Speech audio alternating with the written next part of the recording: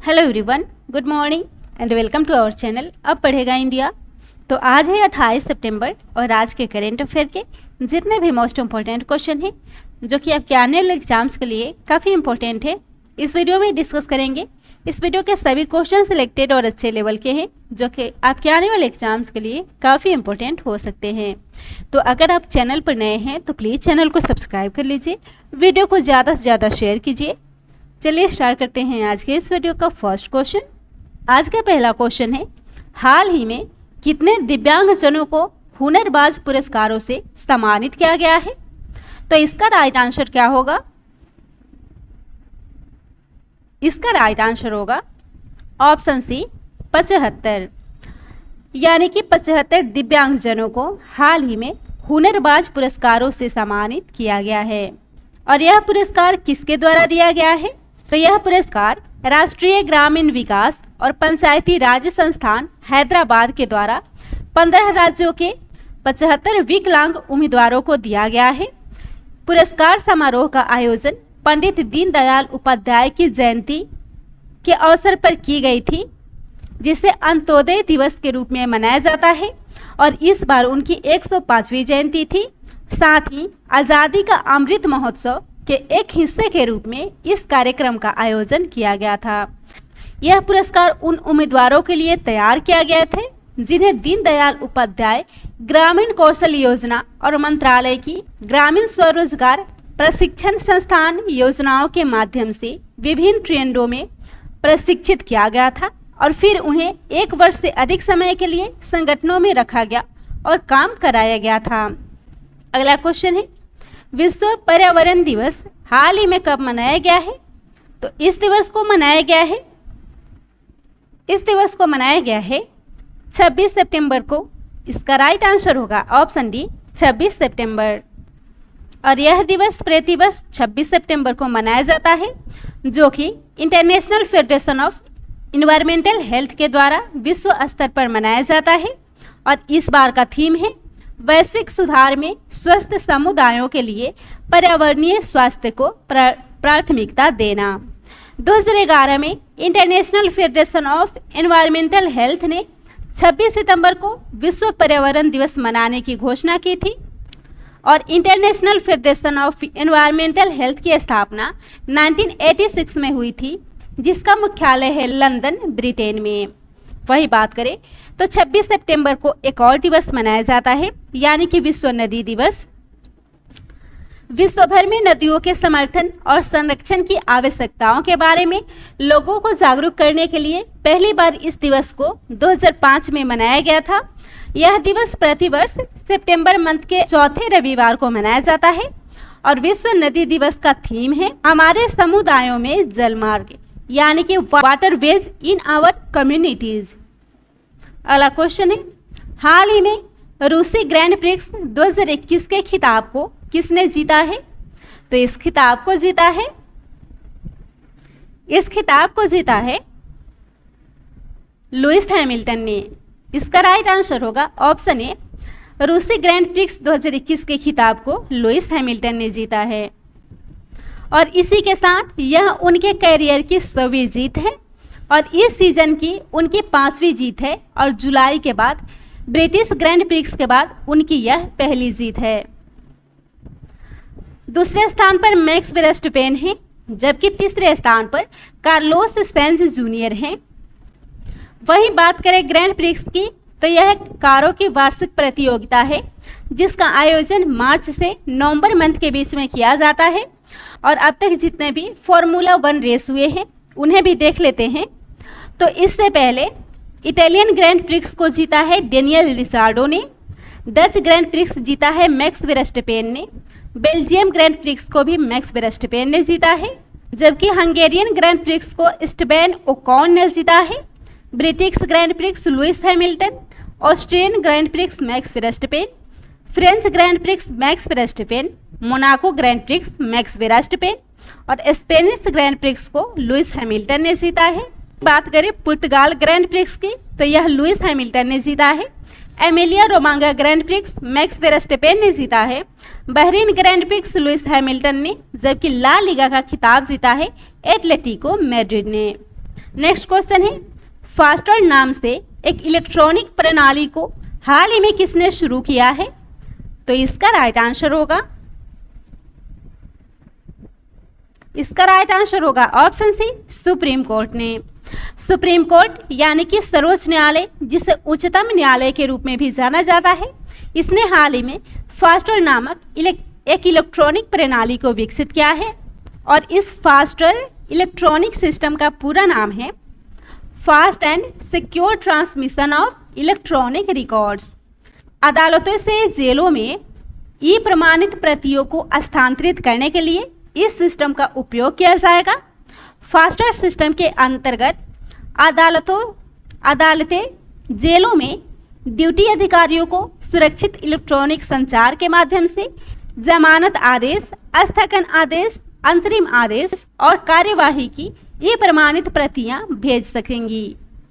बात आई है supreme court की, तो भारत के 48वें मुख्य न्यायाधीश यानी कि CJI हैं N वेंकट रमन यानी कि नुतल पाटी वेंकट रमन, और भारत के सर्वोच्च न्यायालय की स्थापना हुई थी 26 जनवरी 1950 में और यह स्थित है दिल्ली में।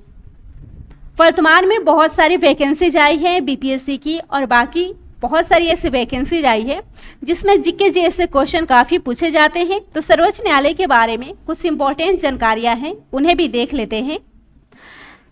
उच्चतम न्यायालय यानी कि सर्वोच्च न्यायालय का गठन अनुच्छेद 124 के तहत किया गया था। इसमें एक मुख्य न्यायाधीश होते हैं और 30 अन्य न्यायाधीश होते हैं। उच्चतम न्यायालय के न्यायाधीशों की नियुक्ति राष्ट्रपति के द्वारा की जाती है और सबसे अधिक समय तक मुख्य न्यायाधीश के पद पर रहने वाले न्यायाधीश थे यशवंत विष्णु चंद्रचूड़, जो कि 22 फरवरी 1978 से 11 जुलाई 1985 तक थे और इनके रिटायरमेंट की एज होती है 65 वर्ष। नेक्स्ट क्वेश्चन है, चक्रवाती तूफान गुलाब जिसने हाल ही में भारत के 2 राज्यों को प्रभावित किया है, इन 2 राज्यों में कौन कौन सा राज्य शामिल है? तो इसका राइट आंसर होगा ऑप्शन सी, ओडिशा और आंध्र प्रदेश, यानी कि A और B दोनों।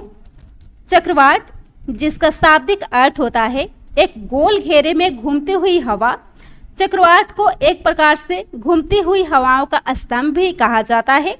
यह 2 प्रकार के होते हैं, शीतोष्ण कटिबंधीय चक्रवात तथा उष्ण कटिबंधीय चक्रवात। यह चक्रवात हाल ही में आंध्र प्रदेश और उड़ीसा के तटों से टकराया है और इस बार इसका नाम भारत का पड़ोसी देश पाकिस्तान के द्वारा रखा गया है। पाकिस्तान के शब्दों में इसका नाम गुलाब रखा गया है, जिसे भारत में गुलाब कहा जा रहा है।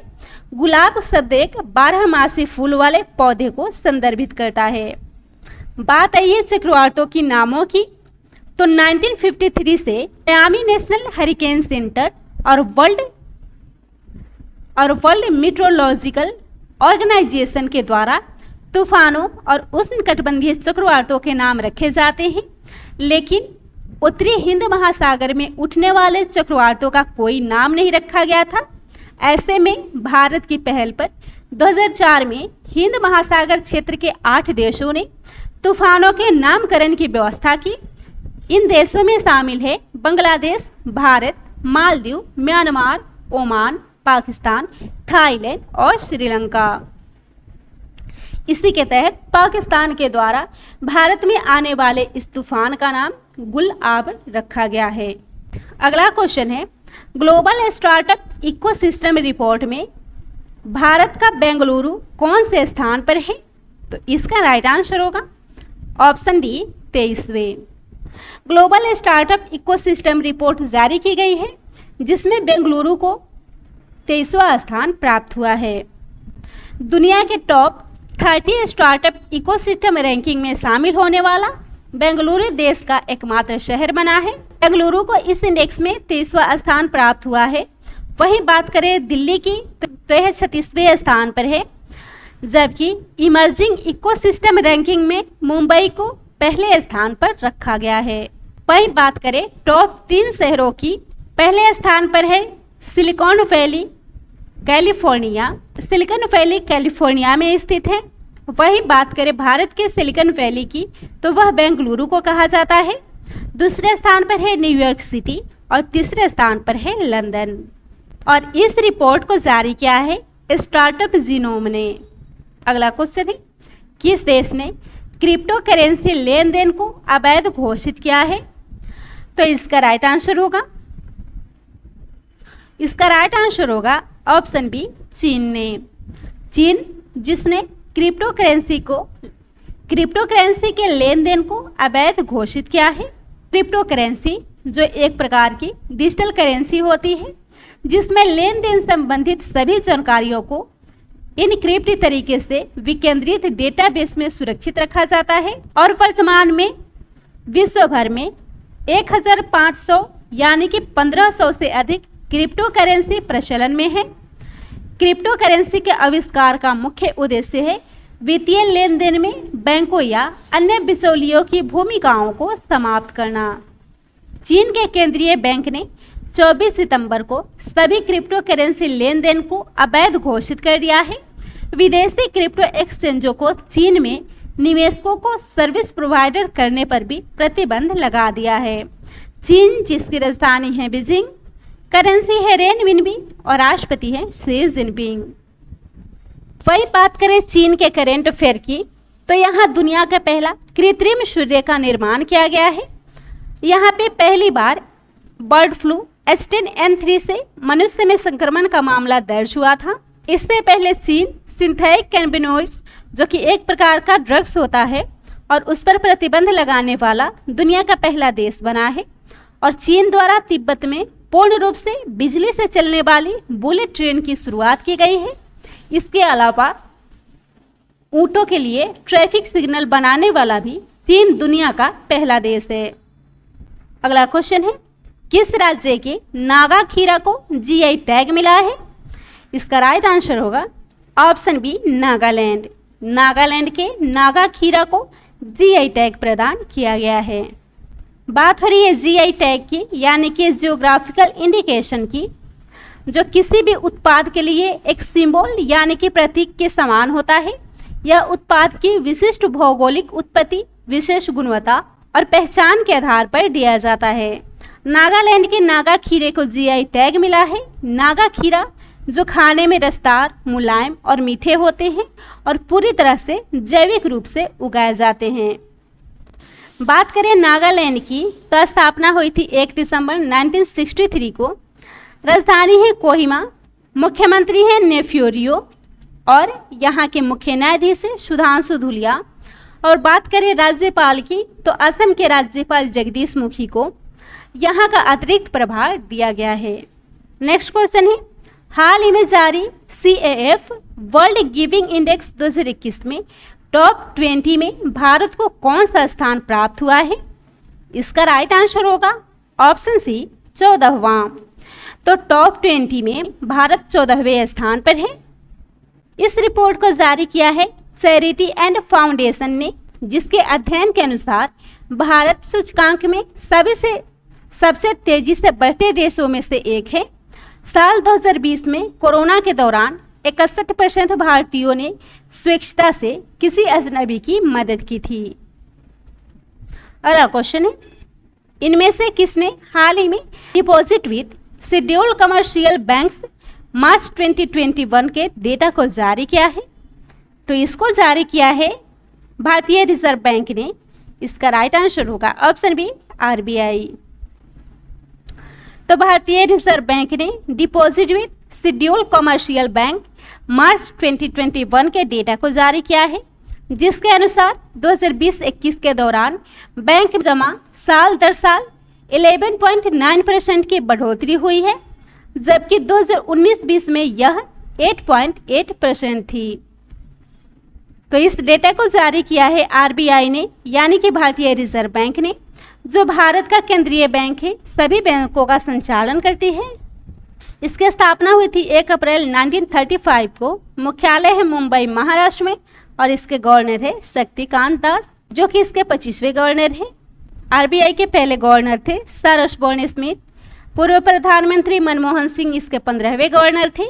हाल ही में RBI के कार्यपालक निदेशक यानी कि ED के रूप में अजय कुमार को नियुक्त किया गया है।